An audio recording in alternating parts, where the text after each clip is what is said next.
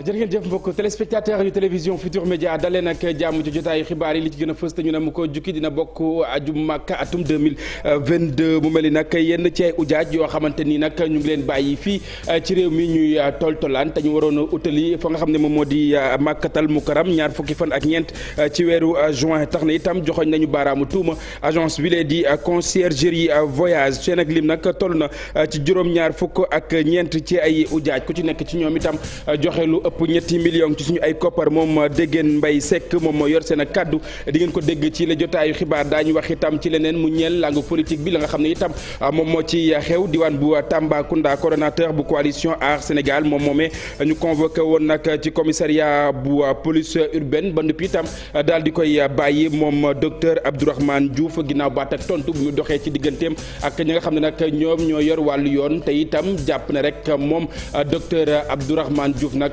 doxu nemmeeku bi nga xam ne mi ngi ko doon amal foofee nag amelu ko ci sañ-sañ bu ni mel léku neen itam langue politique mbokk yi xam ngeen ne place de la nation bokk na ci place yi nga xam ne itam dañu fay dem ngir rek daal di fësal li nga xam ne nag moom moo di seen ak naqar ñi nga xam ne itam ñoom ñoo dëkkee ca diwaan bu Colobane saa su nekk itam saa yu manifestation amee ñoom la cay njeexital ci ñoom bari na seen i ay makkaan yoo xamante ni daañ fa jóori ay xeer ba mu bari tax na itam askan wa nga xam ne ñoom ñoo fa yeewoo ne rek dootu ci dal daañu waxtaanee leneen mu ñeel wàllu football CAN féminine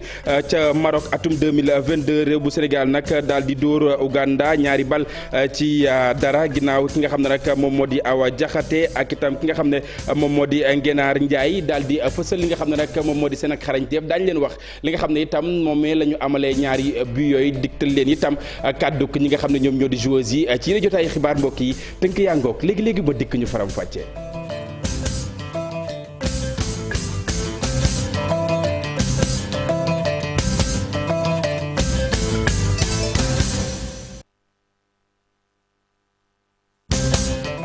jërë ngeen jëf mbokk yi ñu nuyuwaat leen ci gën gi nuyu xibaar yi ñu door ko na nga xam ne itam noonu la ñu ko junjewoon ajum Makka atum 2022 yenn ci ay ujaaj yoo xamante ni ñu ngi leen bàyyi ñuy toltolaan ci réew bu Sénégal seen ak lim nag toll ci juróom-ñaar fukk ak ñeent ci ay ujaaj yoo xamante ni ñaar fukki fan ak ñeent ci weeru juin wi nga xam ne moom la ñu génn la ñu waroon wutali dëkk wu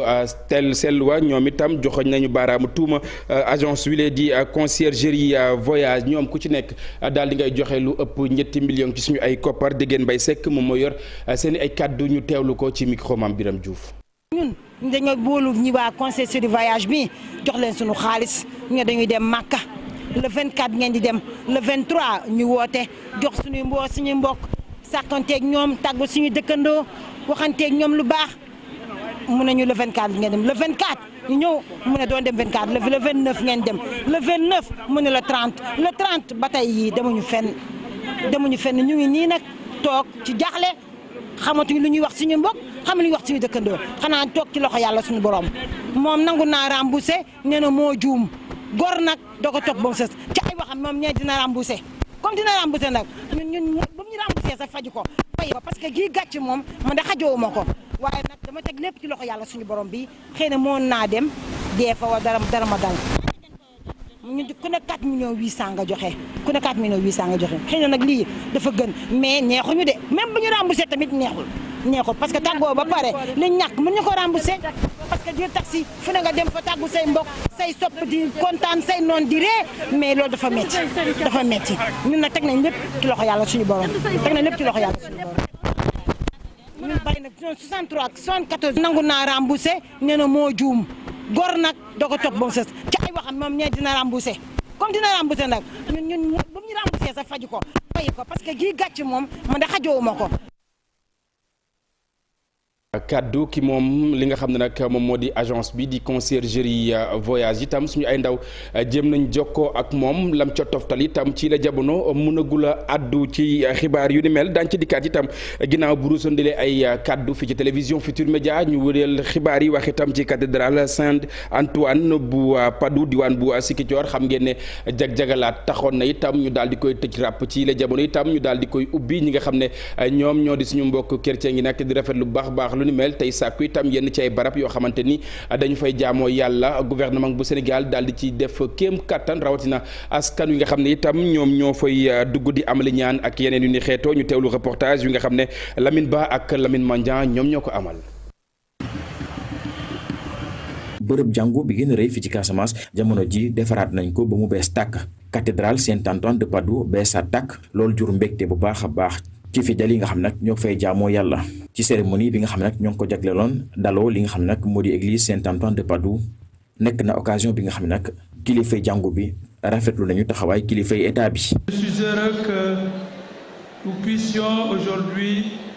accueillir ce projet HLM. suñu xool sedd na ci daloo bi nga xam ne moom la ñuy def tey bërëb jàmmukaay bi ñoo ngi rafetlu bu baax a baax taxawaay kilifa yi nga xam ne nag jublu nañ ci liggéey yi. La lumière pour que ce projet puisse aboutir. Église Saint-Antoine de Padoue patrimoine mondial de l'UNESCO la foofu nga xam nag ñi fay jaamoo bëri nañu bu baax a baax président de la république moo ko defaraat. loolu nag boo gisee mu def li ni mel dafa xam taxawaay bu am solo bi nga xam ne kilifa yi diini yi ñoo ngi koy def bu jëm ci wàllu liggéey ci dal ci biir réew mi kàddu yi tukkee ci ki nga xam ne nag moom moo toogaloon gouvernement bi ci cérémonie ba. Nous avons pu observer la satisfaction de nombreux fidèles devant les travaux réalisés. gis naa ci xar kanam ñu bëri mbégte bi nga xam ne nag am nañ ko ci defar bi ñu def église bi ñu ngay jaajëfal bu baax a baax ñëpp ñi nga xam ne dugal nañ seen loxo église bi nag ñoo ngi koy defar ci programme de réhabilitation des lieux de culte bi nga xam ne président de la république moom la def ndaxte xam na njëriñ bi nga xam ne nitu diine yi am nañ ko ci dal bi ci biir réew mi. Du rôle de régulateur que jouent les institutions qui l'incarnent. askan wa nga xam nag ba yeewu ci Ziguinchor rawatina fidèle catholique yi rafetlu li mel bu baax a baax jaaree ko ci ki fa toogaloon maire bu Ziguinchor. Au nom du maire de toute la communauté chrétienne de Ziguinchor. ci turu maire bi nag maa ngi gërëm bu baax a baax président de la république ci taxawaay bi nga xam ne am na ko ci beesalaat bi nga xam ne def na ko église Saint-Antoine de Padoue. Pour l'initiative qu'il a prise de réfectionner cette cathédrale Saint-Antoine de Padoue. ñëpp ñi nga xam ne teewee nañ ci ndaje bi nga xam ne ñoo ngi ko doon jagleel daloo liggéeyi église Saint-Antoine de Padoue bu Ziguinchor ñaax nañ kilifa yi ñu wëyal taxawaay bi nga xam ne am nañ ko mu jëm ci wàllu gën a ñoŋal bërëbu jàmmukaay yi ci biir réew mi. aywa ñu wutali diwaan bu Tambacounda addu itam ci li mu leen doon junj bi door yi la jotaayu xibaar jàppale ne moom docteur Abdourahmane Diouf coordonnateur bu coalition Aar Sénégal nga xam ne convoqué woon nañu ko ca commissariat bu police urbaine naka noonu itam daal nañ koy bàyyi ginnaaw baat ak tontu bi ma doxee ci ñi nga xam ne nag ñoom ñoo yor wàllu yoon foofee nag aaye ko doxu nemmeeku bi nga xam ne nag mi ngi ko doon amal ca diwaan bu Tambacounda ak itam la ko wër moom docteur Abdourahmane ba mu génnee itam yenn ci ay kàddu yoo xamante ni daal na koy toftal baaxe ko askan wi duñ ne guléet moom la ñu mës a jàpp foofee nag ku ci mel ni Khalifa Sall Issa Sall Thierno Alassane Sall itam dund lañ dund mel ci atum 2017 jàpp atum 2022 ñu teewlu reportage wi nga xam ne Moussa Omar Gueye daal na koy amal ñu seetaan. Nous sommes pas en campagne. Docteur Abdourahmane Diouf nekk coordonnateur coalition Aar Sénégal ci tukkib nemmeeku bi mu doon amal ci Tambacounda bi mu yegsee ci Tamba. desoon na tuuti ñu daal di koy jàpp yóbbu ko fi nga xam ni moo faree ci commissariat police bu Tambacounda ca mujjantal ga mu daal di génn nettali li jot a xew. ñu nekkee ci biiru marché Tamba di waxtaan ak nit ñi di leen jox suñuy affiche ak suñuy prospectus ci la police ñëw taxaw nañu arrêté lu tax ñu arrêté ñu passe ñu commandant bi nee nañ na ngeen arrêté parce que préfet ñoo ko wax ñu leen nag du ñu arrêté parce que li ngeen jàpp ne moom la ñu def defuñu ko pré campagne lañu nekk am nañ droit distribuer suñu ay papier suñu ay prospectus dans le respect de la loi maanaam respecter loi bi mu passe ma commissaire ne nañu arrêté parce que préfet bi moo ko wax ma ne ko du ñu arrêté bu leen bëggee ñu arrêté da ngeen ñuy wax ban loi ci Sénégal moo ko wax parce que loi boobu man gisuma ko. ci fàttali nag lu ni mel amoon na fi ci ñaar fukki fan ak juróom-ñaar ci weeru février atum 2017 boobu nag yemoo Khalifa Sall ñëwoon ci quartier dépôt waaye itam ba tey ci juróom-ñeenti fan ci weeru sulet atum 2018 ki nga xam ni mooy Thierno Alassane Sall bu République des Valeurs doon amal benn janook taskati xibaar yi ci gare ferroviaire ñu fekk ko fa dakkal mbir yi waaye itam ba tey fukki fan ak benn ci weeru février atum 2019 ci campagne électorale présidentielle yooyu les candidats Issa Sall bu PUR ci piccoo mbaalo yi amoon ba ay bakkar rot ci commissaire bi fi nekkoon di Yaya Tamba itam daal di ko woon fekki ci génnukaay dëkk ba foofu nag ci yoonu Bakel bi waaye nag ca mujjantal ga ñu gis ni kii di commissaire bi fi nekkoon jamono jooju di Yaya Tamba dañ ko mujj relevé ki ko remplacé woon di Hamadi Balde ñu gis nag Tambacounda bari na ay njiital politique bu ñu yegsee fii li gën a bari danañu am jiixi jaaxa ñoom ak ñi nga xam ne lañu la ñu dénk kaaraange. des ba tey mbokk yi ci langue ko politique bi wax itam ci jeunesse féminine socialiste yi nga xam ne itam def kéem kattan ba ñoom itam ñu gën a jàjjuwaat xam itam seen bopp seen ak seen yelleef lépp lu soxal itam wàllu parité mu di as yemale diggante góor ak jigéen ñu gën cee xam li nga xam ne moom moo di seen ak tolluwaay bokk na ci daje wi nga xam ne nag ñu ngi ko doon amal te ki nga xam ne moom moo di secrétaire général national Aminata Mbengue Ndiaye bu PS teewoon lu ni mel ñu teewlu ki nga xam ne moom moo di Yaya Diallo moom mooy présidente nationale bu jeunesse féminine bu PS Mame Biram Diouf ak Youssou Baro ñoo tataan ay kàddoom. li tax ñu xalaat ko rek pour def ko mooy dañoo jàpp ni réew mi toll na foo xam ni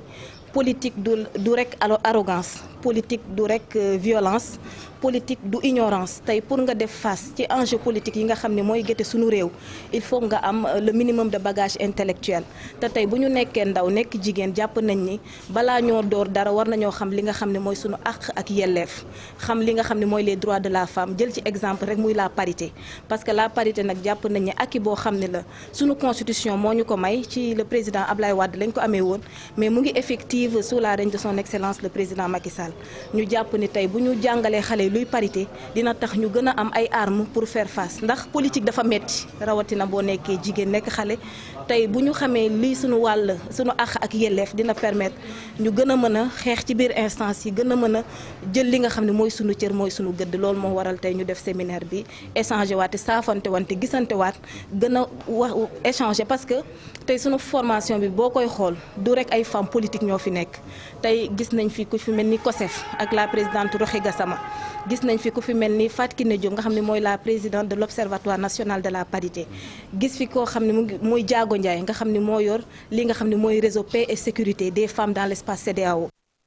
langue ko politique bi bëri na ci ay xew-xew wala bokk ay doxu ñaxtu yoo xamante ni ca place de la nation la ñu koy amalee place de la nation ñu dëkkee ca weg ga maanaam Colobane saa su nekk nag lu ni mel bu fa amee njeexital ya ca ñoom dana bari ndax itam seen ay makkaan dina ci yàqu seen ay tuttànk itam jële ci loo xamante ni du leen neex benn yoon askan wa ne du ca dalati benn yoon lépp lu ci war itam daañ koo amal ndax itam bëgguñu lu ni mel di dal seen kaw saa su nekk ginnaaw aw ndaje woo xamante ni ñu ngi ko doon amal ak way taskatu xibaar yi ka yor seen kaddu àdduna jëmale ci micro Mariam Ndiaye ak Jaafara Ba.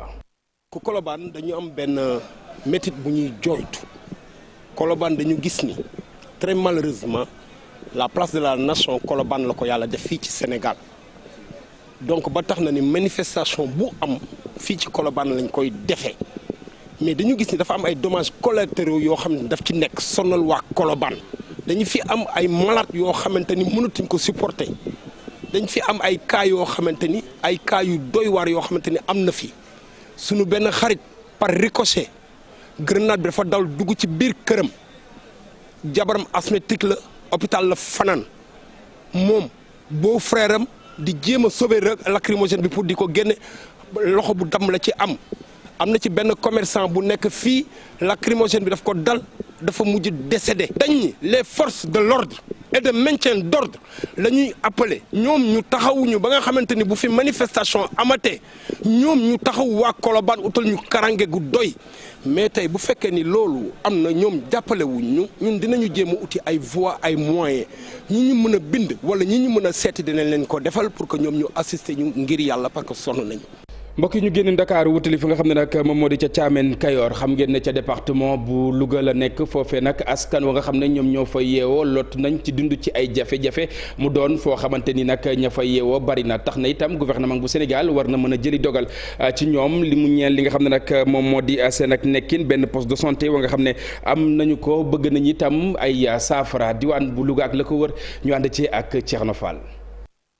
askanu Thiamène Kajoor ñoom daje woon nañ ngir delloo njukkal Alaaji Ngane Gueye nekkoon ICP chef de poste bi ñu jëkk affecté fii ci dëkk bi ci diggante 1969 ak 1991. Ngagne docteur nit la woon ko nga xamante ni kii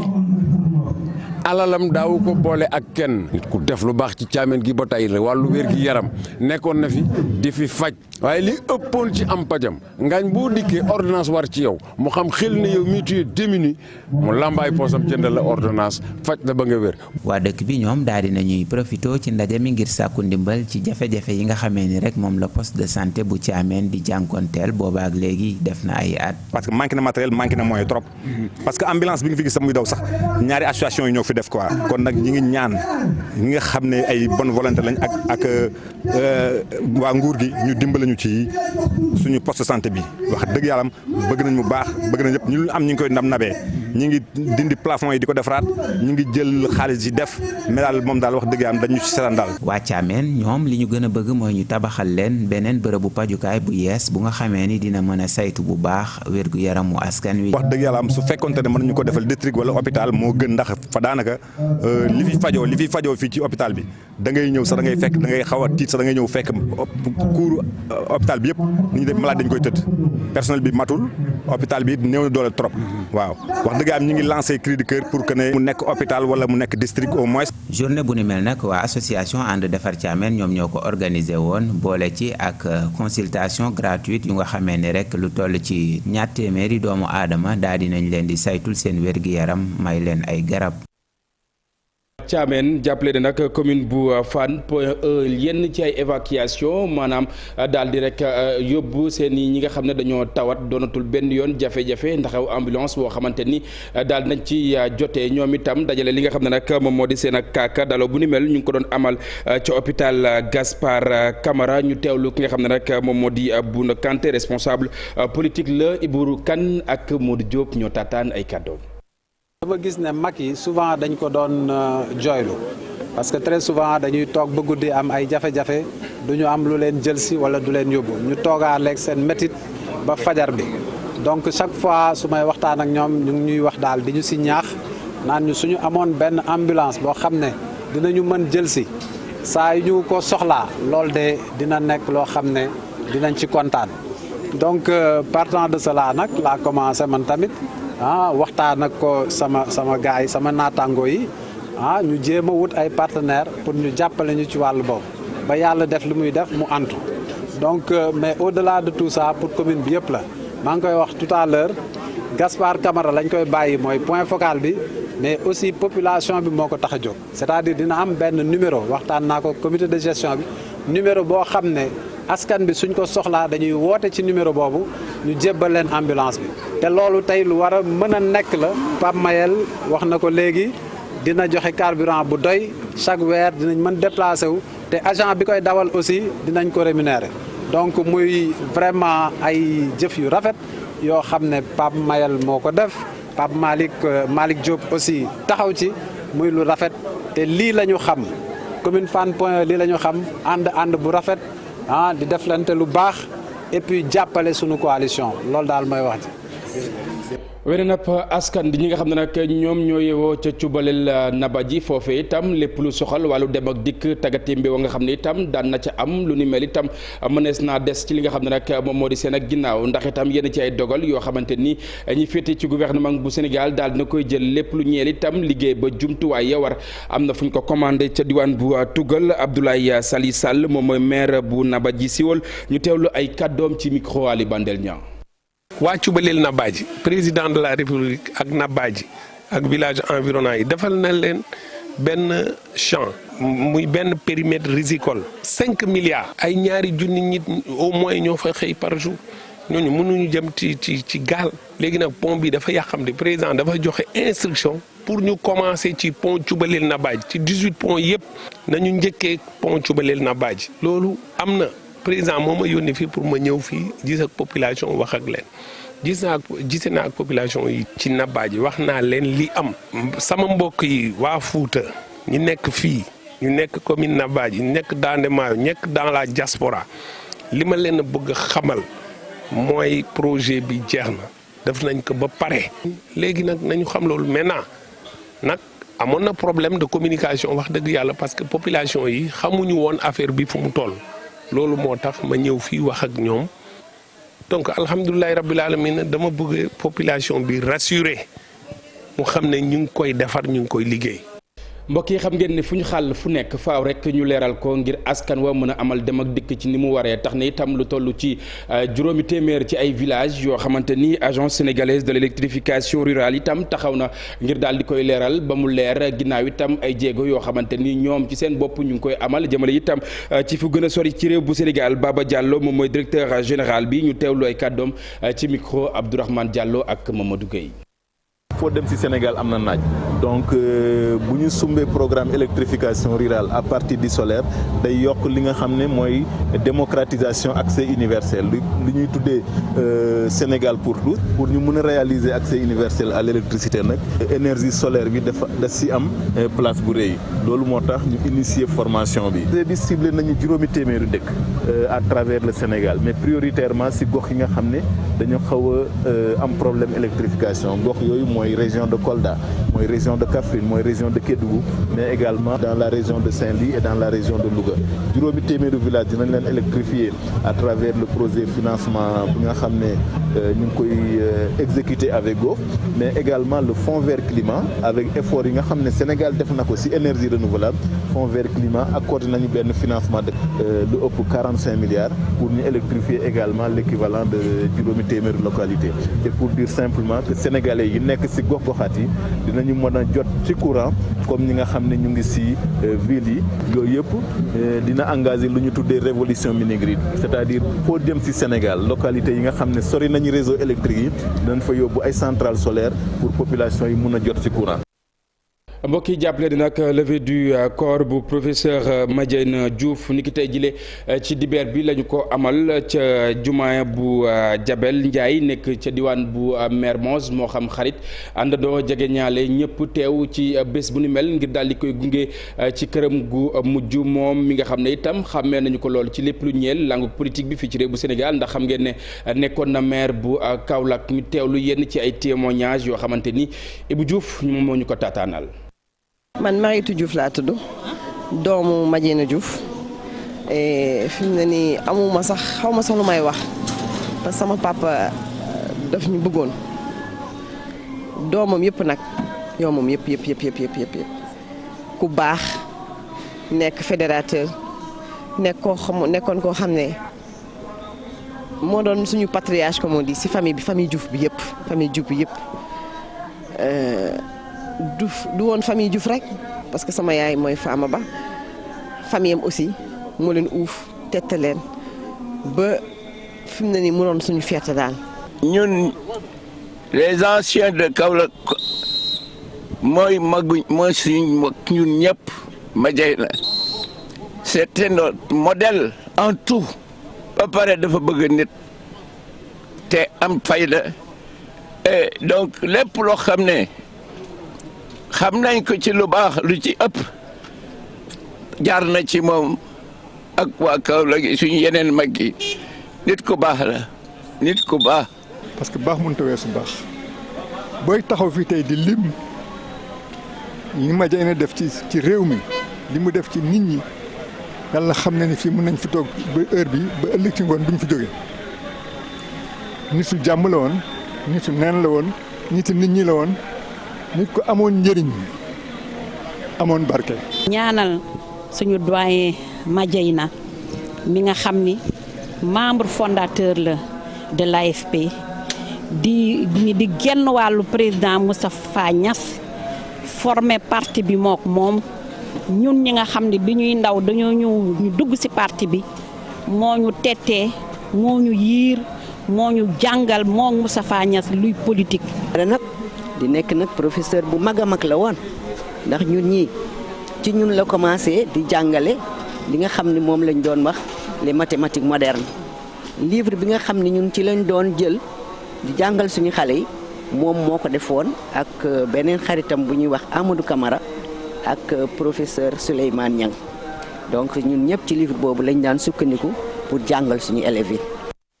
mbokk yi ñu àddu ci leneen mu ñeel xibaaru biti réew ñu àddu ci sommet yu chef d'état yu CEDEAO jàppale na nag sommet boobee ni ki tey ji ci dibeer gi daal dinañ koy bural fa nga xam ne nag moom moo di ci Accra jàppale ni itam yenn ci ay décision yu am solo yoo xamante ni daal dinañ koy jël jëmale ci réew bu Mali soxal na lépp loo xamante ni nag amaloon nañu ko mu ñeeli ndaan ci wàllu koom des na ko daal di yëkkati Burkina Faso itam jàppale ni itam daañu décider aw transition ci ñaar fukk ak ñeent ci ay weer lu benn fan ci weeru juillet la ñuy door di wàññi lu ni mel ca Guinée itam jàppale ni itam aw transition wu fanweer ak juróom-ñeent ci ay weer ak itam nomination bu rek médiateur bu yees leneen lu ñu ci mën a jàpp ba tey bokk na ci président bu Guinée Bissau bi nag moom la ñu daal di tabb mu nekk njiit bu autorité bu CEDEAO ginnaaw bi itam nga xam ne daal nay wuutu ghanéen bi moom mi nga xam ne itam teewoon na boobu poste lu jege ñaari at ci ginnaaw Gambien bi itam ki nga xam ne moom moo di Omar Ali Touré moom mi nga xam ne daal nañ koy installé ci fonction bu président bu commission bu CEDEAO mu daal di wuutu Ivoirien bi di Jean-Claude Cassibrou leneen loo xamante ni daal nañ koy toftal ci boobule xibaar yi nga xam ne nag ñoom ñoo ruusandi ci ndaje mi nga xam ne mi ngi ko doon amal ca Accra daañu ci dikkaat ak yéen ci suñu yeneen jotaayu xibaar incha allah fi ci télévision Futur Média ñu wéyal ba tey wax itam ci lu ñeel wàllu tàggat yaram CAN féminine Maroc 2022 réew bu Sénégal nag daal di dóor Uganda ñaari bal ci dara ginnaaw itam gaynde yi bi ñu wanee li nga xam ne nag moom moo di xarañteef Awa Jaxate ginnaaw ak ki nga xam ne nag moom moo di Ngenaar Njaay daal di fësal seen bopp bu baax a baax yenn ci ay réaction yu joueuses yi dañuy teewlu ko ci suñu naataango ba nga xam ne moo fa nekkal groupe Futur Média Youssouf Bodian. Sentiment de satisfaction laa am rek parce que mooy première fois Sénégal di am ndam ci histoire football féminin sur la CAN parce que ñëwoon nañu doon suñu ñetti match yëpp dañu gagné donc fierté la si ñun pour le football féminin surtout du Sénégal loolu moo nekkoon aussi suñu objectif pour mun a teel a dugg ci compétition te def nañ ko tous ensemble. dama kontaan parce que dañoo xàccandoo dóorandoo équipe la yàlla tudd man maa njëkk a dugal comme ni nga wax premier but de l'équipe nationale féminine pour la CAN fierté la contentement laa ci am franchement te di ñaan yàlla mu continuer ba ñu atteindre suñu objectif ñun ñëpp xàccandoo dóorandoo ñëpp di dugal waaw ñu dem fi ñu bëgg a yegg incha allah. gisuma équipe moment bi bu ñu ragal yaakaar naa ku dóor Mali ñu demoon CAN bi passé demi-finale éliminé ko kooku waroon am équipe bu la tër moment bi ñu dañoo gëm ni dañu war a atteindre suñu objectif te noonu la ñuy demee koo xëcc joueur bu xëcc boo ko laajee loolu lay wax te yàlla mu ngi siy jàppale premier match bi géré nañ ko et on reste focus sur la deuxième match. Youssouf Bodian suñu naataango la ca RFM mbokk yi waxtu yëkkati jotaay jot na fi la ñuy jaar daal di buural dig daje ak rédaction bu télévision Futur Média man itam ma jox leen daje ni ki ëllëg incha allah à partir de 6h30 ci seen émission info du matin mu ñeel revue des titres lu mooy loolee itam des leen di wéy ak suñu ay programme jaa ngeen jëf mbokk yi ñu fanaan jàmm.